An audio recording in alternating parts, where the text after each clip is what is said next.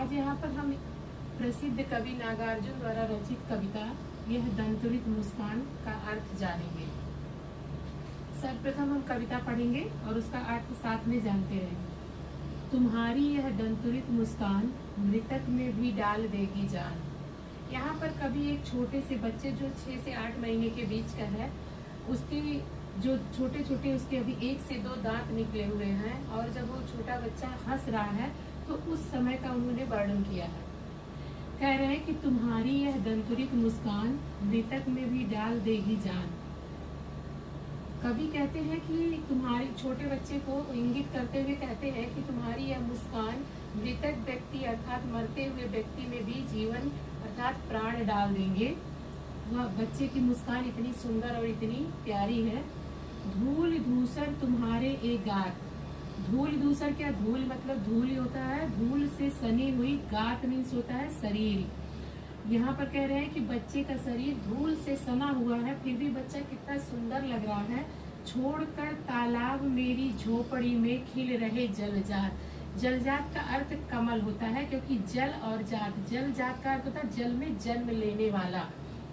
तो कह रहे हैं यहाँ पर कि छोड़कर तालाब मेरी झोपड़ी में खिल रहे जलजात, अर्थात यहाँ पर ऐसा लग रहा है कि कमल जो है वो तालाब को छोड़कर मेरी झोपड़ी में खिल गया है।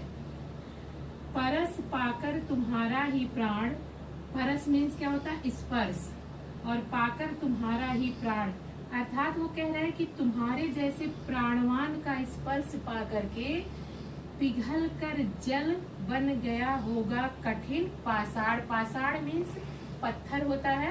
कह रहे हैं कि इस छोटे बच्चे को छू करके अर्थात उस बच्चे के प्राणवान शरीर का स्पर्श पा करके कठोर पत्थर भी पिघल कर जल बन गया होगा।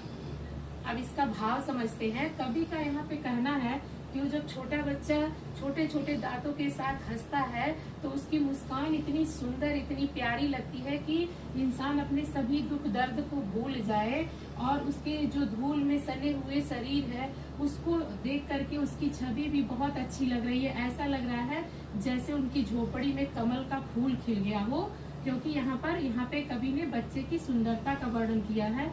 और परस पाकर तुम्हारा ही प्राण, अर्थात उस बच्चे को छूने मात्र से गोद में लेने से ऐसा लग रहा है कि जो पाषाण हृदय, इसमें पाषाण पत्थर और हृदय दोनों पाषाण के समान भी, जिसका पत्थर के समान भी हृदय रहेगा उसका भी हृदय पिघल जाएगा।